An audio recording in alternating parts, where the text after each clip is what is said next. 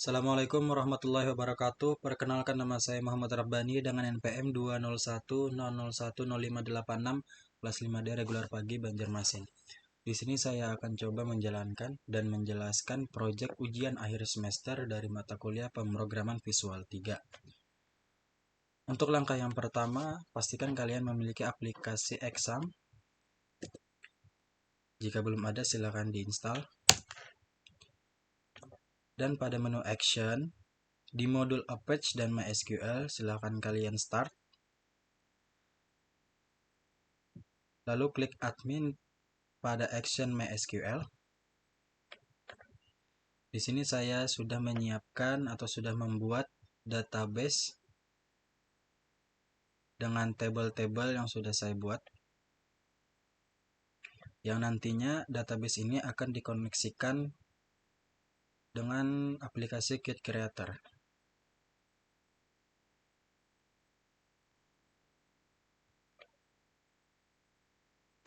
Selanjutnya kita akan masuk ke project Qt Creator yang sudah saya buat.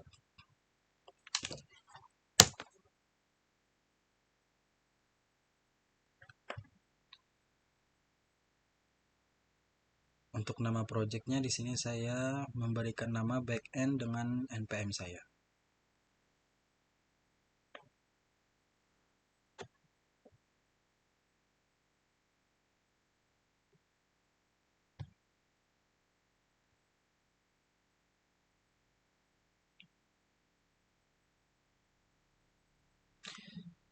Di sini saya akan coba menjelaskan secara urut dari setiap baris codingan. Yang pertama kita masuk ke file backend npm.pro.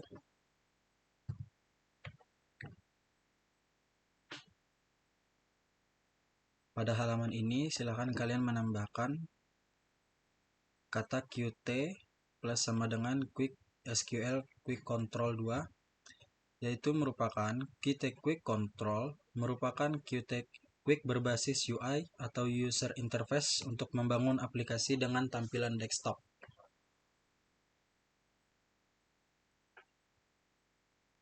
Selanjutnya masuk ke file header. Di file header ada file backend.h.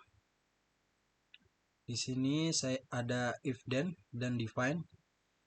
Untuk if then biasanya sering digunakan untuk melakukan header guards yang bertujuan untuk menghindari duplikasi header. Sedangkan define, penggunaan define sangat cocok untuk membuat variabel yang digunakan secara berulang dengan nilai yang tetap, karena hal ini dapat mencegah kalian menulis dan mengingat nilai tersebut. Terus yang kedua ada include. Include berfungsi untuk mengimpor fungsi-fungsi yang sudah didefinisikan pada header file. Pada menu include ini banyak sekali kelas yang ditambahkan seperti QObject, QSQL database, QSQL query, QSQL error, QDebug, QSQL query model, QSQL record, yang dimana dari masing-masing QSQL ini ada fungsinya tersendiri. Seperti QObject, QObject berfungsi menyediakan base class untuk objek yang akan menggunakan fitur meta object system. Untuk QSQL database berfungsi untuk koneksi database, QSQL query berfungsi untuk melakukan query ke database, QSQL error berfungsi untuk penanganan error database, QDebug berfungsi untuk mengeluarkan output setiap aksi ke standar output. QSQL query model adalah antarmuka tingkat tinggi yang berfungsi untuk mengeksekusi pernyataan SQL dan menelusuri kumpulan hasil. QSQL record adalah enkapsulasi database record atau menyatukan data dengan metode-metodenya. Selanjutnya ada kelas backend yang bersifat public, di mana pada kelas backend ini kita menambahkan QInvocable. QInvocable berfungsi untuk mendeklarasikan fungsi dari anggota struktur dari database untuk dipanggil melalui sistem objek meta. Di sini QInvocable dengan void koneksi database untuk mengkoneksikan project ini dengan database, yaitu dengan database yang sudah saya siapkan tadi. Selanjutnya ada QInvocable dari masing-masing patch QML yang saya buat. Untuk ini ada QInvocable void simpan dosen, ubah dosen, hapus dosen dengan struktur QString kode dosen, QString kode jurusan, QString nama, QString telepon, dan QString alamat. Untuk ubah dosen, struktur dari struktur ubah dosen ini sama dengan struktur dari simpan dosen. Tapi kalau untuk QInvocable void hapus dosen cukup untuk memasukkan struktur QString yang merupakan primary key dari table database tersebut. Selanjutnya di bawah QInvocable dosen ini ada QInvocable jurusan, yang dimana QInvocable-nya sama saja seperti QInvocable dosen, namun berbeda menyesuaikan dengan struktur dari table-nya masing-masing. Di sini saya menggunakan 3 table, maka dari itu saya membuatkan QInvocable berdasarkan 3 table tersebut. Selanjutnya masuk ke model data table.h. Untuk if then dan define model data table sudah dijelaskan di file backend.h, di mana define dan if then sudah ada pengertiannya. Untuk menu include juga sudah ada, namun di sini ada include yang ditambahkan, yaitu include QSQL field, berfungsi untuk memanipulasi bidang dalam table dan tampilan database SQL. Untuk kelas model data table yang bersifat public juga diketikkan model data table dengan void set query, yang dimana nanti model data table, set query, dan data serta perintah SQL ini akan di refactor termasuk generate role name, yang dimana ketika kita refactor akan masuk ke model data table.cpp. Selanjutnya masuk ke menu search. Di menu search ada file backend.cpp. Untuk include-nya juga sudah dijelaskan di menu file header backend.h. Berikut ada void backend koneksi database yang sudah di refactor melalui backend.h. Di sini kita refactor, maka di backend.cpp otomatis akan masuk dengan sendiri kelas void backend koneksi database, simpan dosen, ubah dosen, dan lain-lain. Di void backend koneksi database, kita ketikkan koneksi QSQL database dengan add database QODBC, koneksi database, set database name, untuk hostname-nya localhost, dan username-nya root. Untuk passwordnya kita kosongkan saja, dan portnya kita sesuaikan dengan yang ada di SAM. Ada if koneksi.open, lalu qdebug yang merupakan pesan yang akan timbul di application output di sini. Nanti setelah kita koneksikan, maka akan ada pesan database berhasil dikoneksikan. Coba kita run dan melihat pesannya. Nah, jika kita run, maka di sini akan muncul pesan database berhasil dikoneksikan.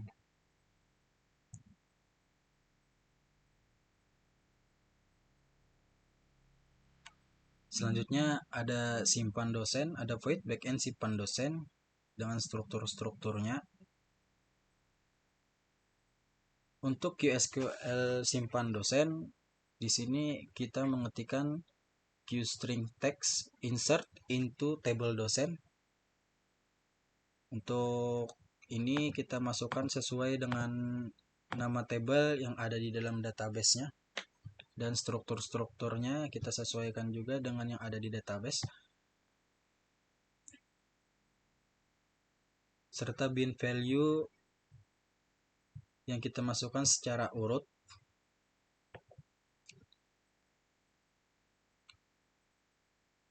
If simpan.exit queuedebook ialah pesan yang akan muncul ketika database sudah berhasil kita simpan atau kita input. Sama dengan ubah dosen, kita mengetikkan QSQL query ubah, lalu memasukkan update table dosen set kode jurusan, yang dimana di sini kita ketik update table dosen yaitu nama table yang ada di dalam database, dan set primary key yang kita jadikan di table dosen. Lalu bin value-nya kita masukkan secara runtun juga. Maka jika database berhasil dirubah, maka akan muncul pesan seperti yang kita ketikkan di sini, data berhasil dirubah. Selanjutnya ada void backend hapus dosen. Untuk QString-nya cukup memasukkan primary key dari table yang ada di dalam database. QSQL hapus dengan QString text, di mana kita ketikkan delete from nama table, di sini nama table saya table dosen, where primary key dari table dosen.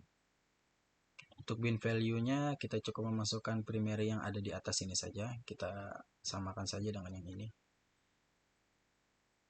Jika data berhasil dihapus, maka akan muncul pesan pop-up data berhasil dihapus. Untuk void simpan jurusan, void backend ubah jurusan, hapus jurusan, dan lain-lain, juga fungsinya kurang lebih sama seperti tadi. Mungkin langsung saja kita masuk ke bool backend validasi.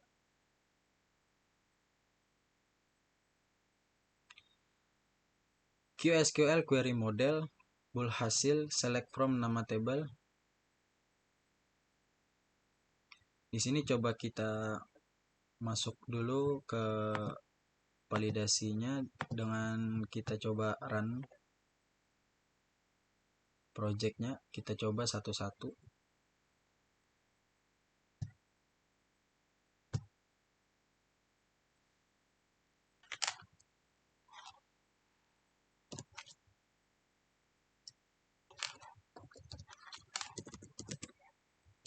Kita inputkan data.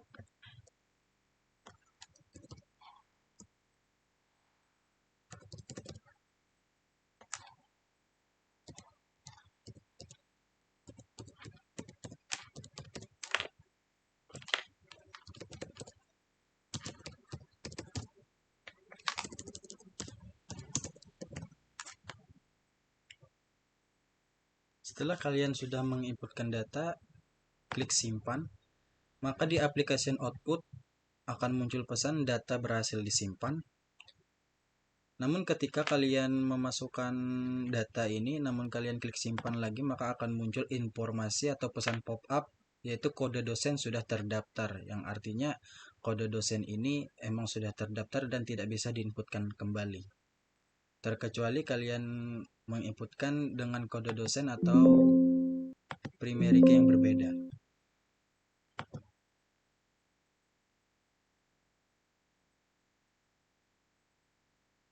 Selanjutnya kita coba rubah. Untuk namanya kita rubah.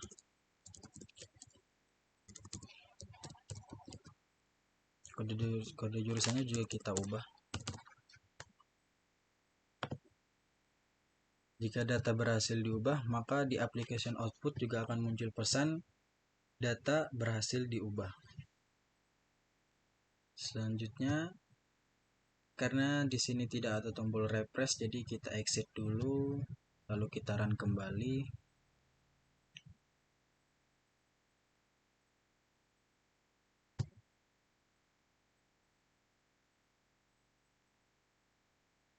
Maka di sini sudah masuk. Yang tadi namanya Akmal jadi Kumet, dan kode jurusannya yang tadi TKJ jadi multimedia. Oke, selanjutnya coba kita hapus. Kalau untuk hapus agak sedikit simple, cukup kita memasukkan kode dosennya, yang dimana kode dosen adalah primary key dari table dosen. Coba kita hapus untuk kode dosen yang 006. Kita hapus. Jika data berhasil dihapus, maka di sini akan muncul pesan data berhasil dihapus, lalu kita cek lagi.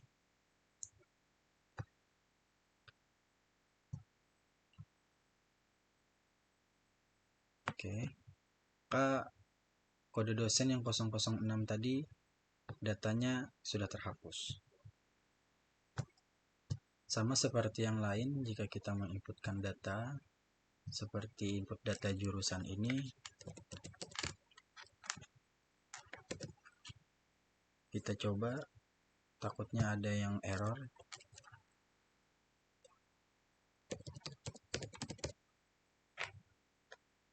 Kita simpan. Ternyata sudah terdaftar. Di sini kode jurusan sama kode sudah terdaftar. Oke. Kita coba memasukkan yang lain.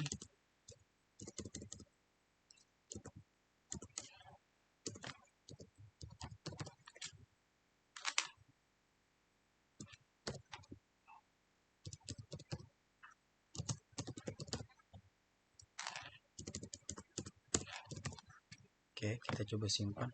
Data berhasil disimpan, coba kita cek. Kita run kembali.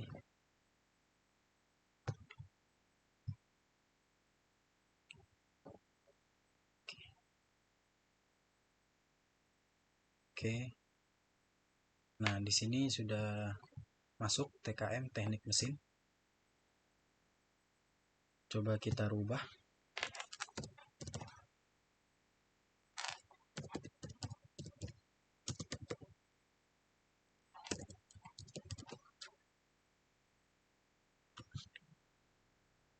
Di sini pesannya muncul data berhasil dirubah.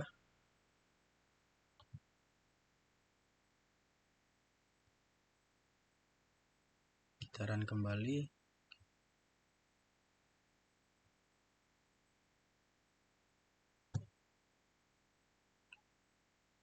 Nah, di sini jurusannya juga berhasil dirubah. Coba kita hapus. Pesannya juga muncul, data berhasil dihapus. Kita run.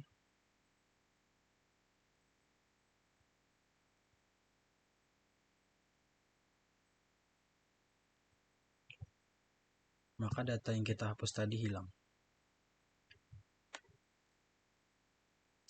Untuk mengetahui pesan pop-up jikalau data kita sudah kita inputkan lalu kita inputkan kembali, dia tidak bisa terinput karena sudah terinput, karena kita menggunakan validasi. Seperti ini contohnya. Nah, maka di sini ada pesan informasi kode jurusan sudah terdaftar. Oke.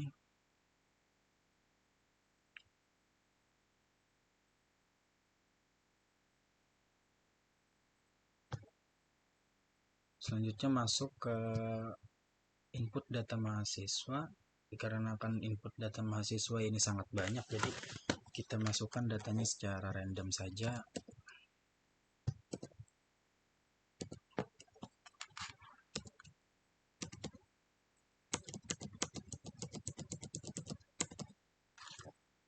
Kita klik simpan. Untuk datanya berhasil disimpan, bisa kalian lihat di application outputnya ini, di sini. Kalian perhatikan kursor yang saya arahkan. Coba kita klik simpan lagi, maka muncul informasi NIM sudah terdaftar. Klik OK. Lalu kita exit, kita run kembali. Kita cek di input data mahasiswanya apakah data tersebut sudah masuk. Oke, datanya sudah masuk di sini. Coba kita rubah. Kita rubah jadi 9 semua misalnya.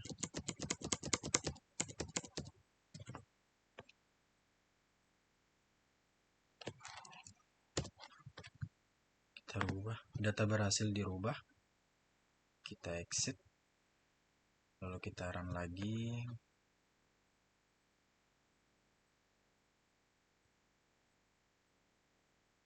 Oh, di input data mahasiswa ya. Nah, di sini juga berhasil terubah. Untuk fitur ini juga ada jika kita kurang memasukkan data, maka dia juga akan ada informasi yang akan muncul. Contohnya seperti ini.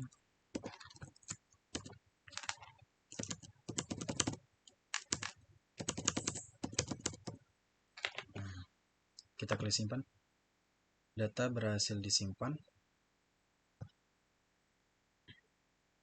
Oh, ini terisi semua ya. Kita coba yang kosong dulu. Coba kita run dulu. Oh, di sini saja. Nah, misalnya di sini kita klik simpan, ada pesan informasi untuk di menu jurusan belum terisi. Kita coba di input data yang lain, seperti di input data dosen misalnya. Kita masukkan lalu kita simpan. Juga muncul informasi kode jurusan yang belum diisi. Kita oke. Kita klik. Nah, nama belum diisi, oke. Kita simpan lagi, teleponnya belum diisi, oke. Kita simpan lagi, alamatnya belum diisi. Untuk semuanya mau. Di sini juga semuanya mau.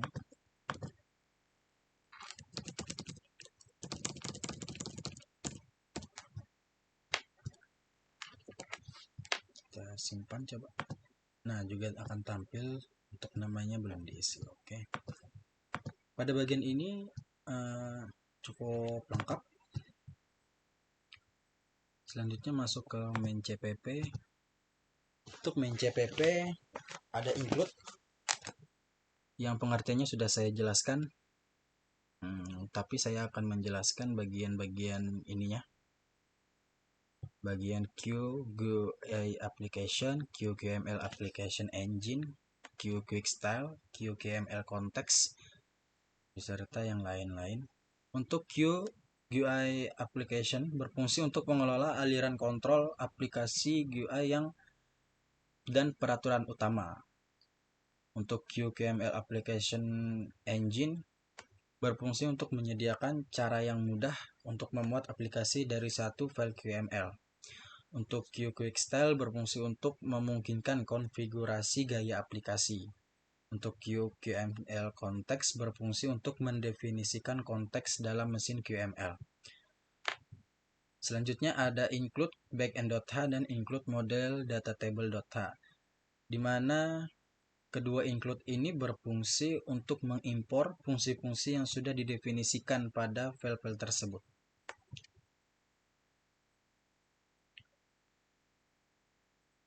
Oke.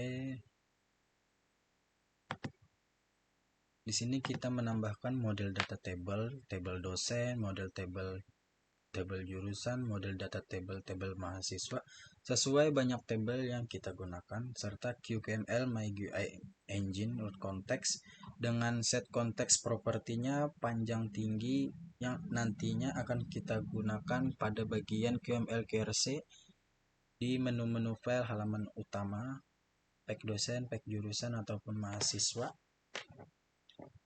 Tidak banyak yang bisa dijelaskan di sini. Masuk ke model data table.cpp.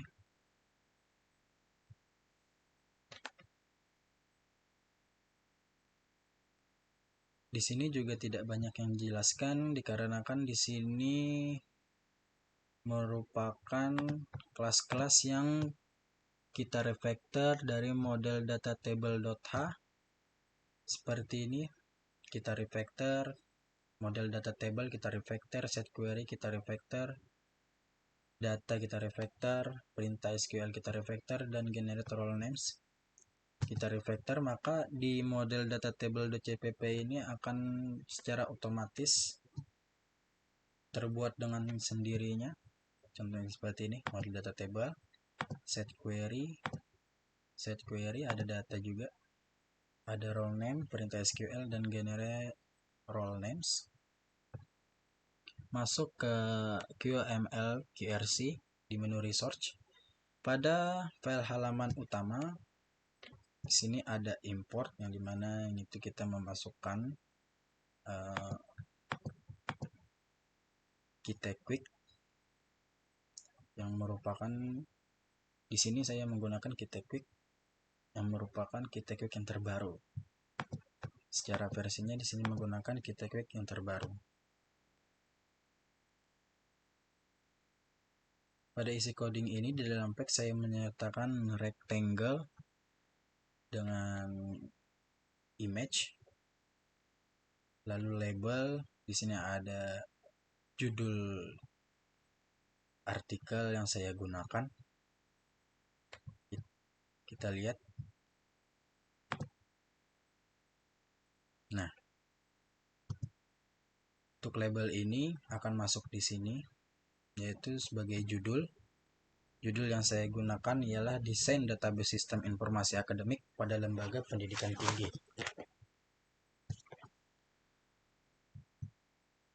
Dan untuk image ini masuk ke dalam sini.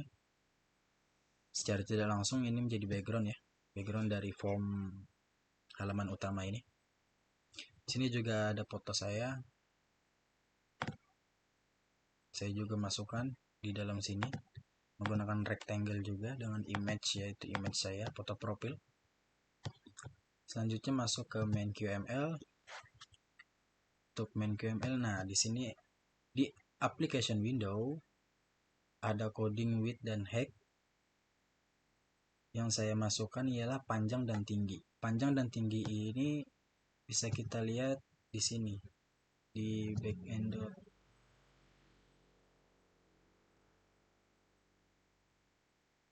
di main CPP ini. Nah, di QML konteksnya. Jadi secara otomatis di main QML ini akan mengikuti QML konteks di dalam main CPP yang kita ketik. Sini saya menggunakan panjangnya dengan value 1600 dan tinggi dengan value 900. Masuk ke pack dosen. Nah, untuk pack dosen di sini sama saja ya, width dan height-nya juga mengikuti di main CPP ini. Untuk titelnya dosen. Untuk rectangle ini saya menggunakan image yang sama, yaitu mahasiswa untuk backgroundnya.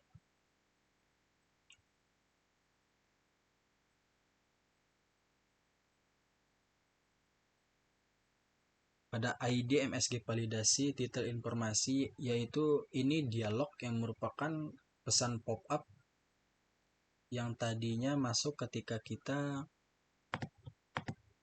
melakukan menginput data. Jika data ada yang belum terisi, maka informasi ini akan muncul sesuai dengan pesannya. Ke grid layout, di sini ada label-labelnya, ada label kode dosen, kode jurusan, nama, dan lain-lain, menyesuaikan dengan isi dari tabel dalam database. Untuk coding ini bisa kita lihat nanti pada saat kita run projectnya. Di sini juga ada button, yaitu button simpan, button hapus, dan button ubah yang tadi sudah kita gunakan untuk menjelaskan bagian-bagian dari file-file yang lain.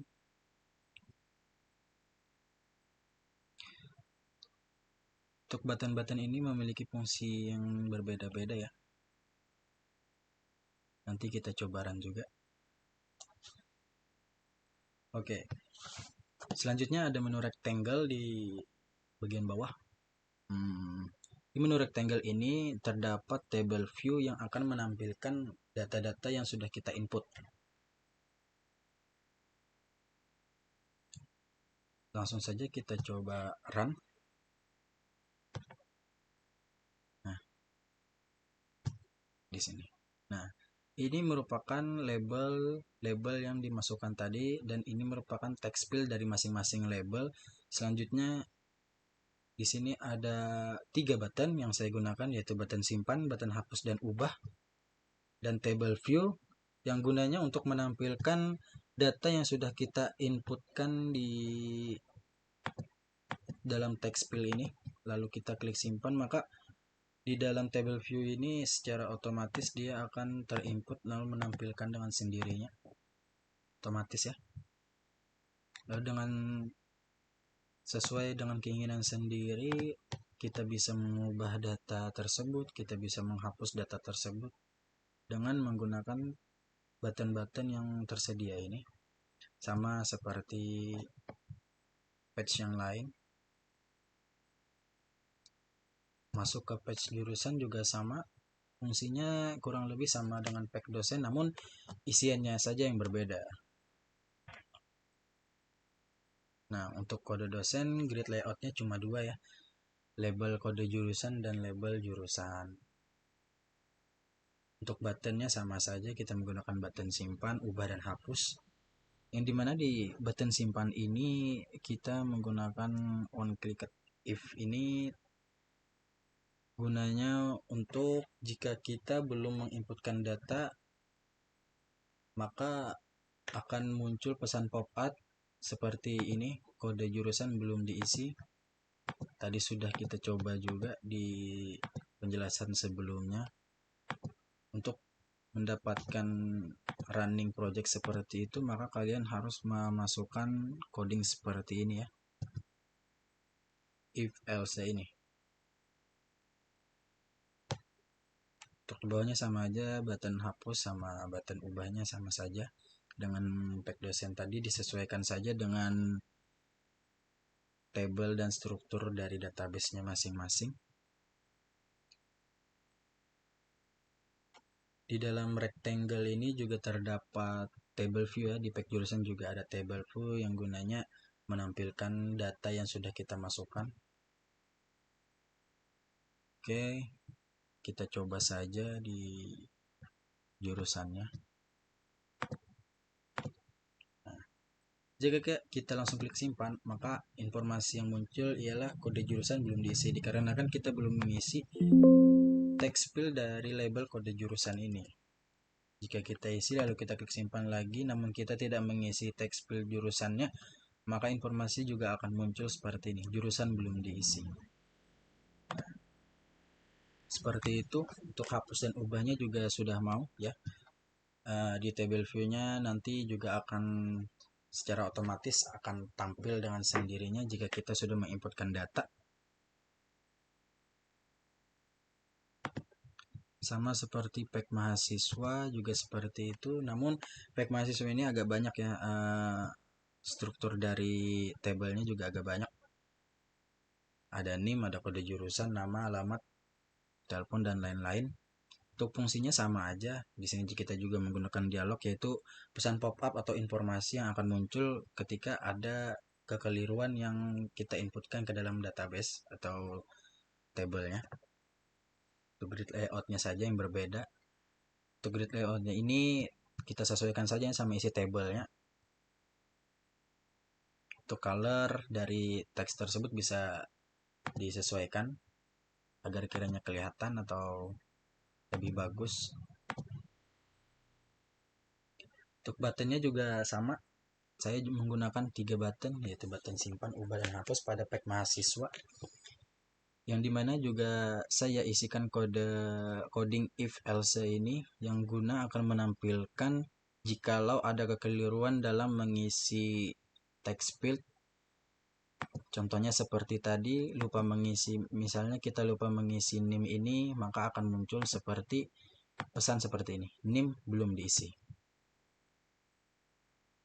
Untuk buttonnya sama aja, ada button hapus dan ubah, tinggal disesuaikan saja isiannya dengan tabel masing-masing. Di dalam pack mahasiswa, saya juga memasukkan rectangle, yaitu table view. Di dalam rectangle ini ada table view yang akan menampilkan data dari mahasiswa. Untuk secara prakteknya bisa kita langsung saja ke projectnya. Nah, oke. Di sini ada label. Ini text field, yaitu gunanya text field untuk kita memasukkan data ya. Untuk kita memasukkan data, lalu kita simpan, bisa kita hapus, bisa kita ubah.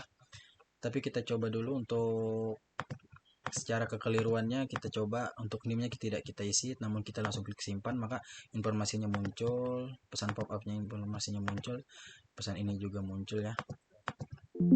Coba kita isi satu-satu. Simpan, oke, mau.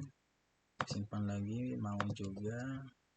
Simpan lagi, mau juga. Nah, mau. Berhasil ya. Kalau seperti ini berhasil. Yang artinya tidak ada kekeliruan dalam mengcoding. Namun teman-teman jika ada kekeliruan, maka teman-teman bisa melihatnya langsung di application output.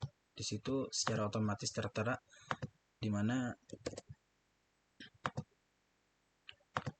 kekeliruan tersebut akan secara otomatis terdeteksi. Dikarenakan kita menggunakan QSQL error tadi, yang dimana QSQL error itu berfungsi untuk memfilter error yang terjadi pada coding. Oke, semuanya mau ya.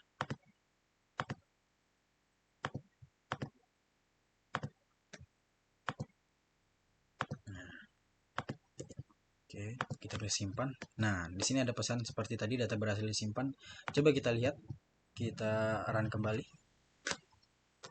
Di sini dikarenakan saya tidak ada menyertakan tombol refresh, jadi seperti ini ya. Jika kita sudah menginputkan data, kita keluarkan dulu runnya, lalu kita run kembali gitu. Lalu kita cek lagi, di mana kita tidak menginput data, maka data tersebut akan muncul. Nah, di sini. Data ini bisa kita hapus. Kalau untuk menghapus, kalian cukup memasukkan data dari primary key-nya. Untuk tabel teman-teman tadi, primary key-nya itu apa? Cukup itu aja yang dimasukkan, maka data tersebut otomatis akan terhapus semua. Nah, pesannya di sini akan muncul. Kalian cek saja di application output itu. Nah, kita run kembali. Oke. Nah, maka akan hilang. Untuk ubahnya juga tadi sudah dicoba. Untuk gambar-gambar ini kalian harus memasukkan gambar-gambar ini jika kalian ingin menginputkan gambar ini ke dalam project. Lalu kalian masukkan file location-nya dengan cara kalian mengcopy URL-nya. Lalu kalian masukkan ke menu source-nya di dalam rectangle itu seperti ini ya.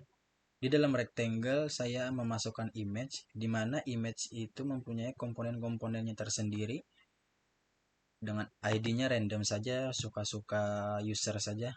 Tapi kalau untuk source-nya kalian harus memasukkannya secara step by step ya. Seperti ini. Misalnya kalian memasukkan source seperti ini, kalian masukkan dulu gambarnya dengan cara seperti ini. Pada icon folder ini kalian klik kanan lalu add existing files. Lalu kalian cari filenya. Setelah masuk, maka gambar tersebut ada di deretan menu ini, di menu QML-nya. Lalu jika kalian sudah memasukkannya, kalian masukkan saja rectangle. Di dalam rectangle kalian ketikkan image. Untuk di rectangle-nya ini ada komponen-komponen yang juga harus disesuaikan ya, disesuaikan dengan form teman-teman masing-masing. Di dalam rectangle saya masukkan image ataupun gambar gitu. Untuk ID-nya random saja, tapi untuk source-nya ini ada step-nya, yaitu dengan cara mengklik kanan gambar yang sudah kita masukkan ke dalam folder Qt Creator atau project ini. Lalu kalian copy URL-nya, lalu kalian pastekan di source-nya ini. Untuk height dan weight-nya silahkan kalian sesuaikan dengan project teman-teman masing-masing. Mungkin itu saja penjelasan beberapa coding atau beberapa fitur dari project saya. Mungkin di sini teman-teman masih banyak yang kurang, bisa kalian berikan saran. Mungkin nanti di menu deskripsi atau komentar. Saya akhiri dengan ini, salah hilap mohon maaf. Wassalamualaikum warahmatullahi wabarakatuh.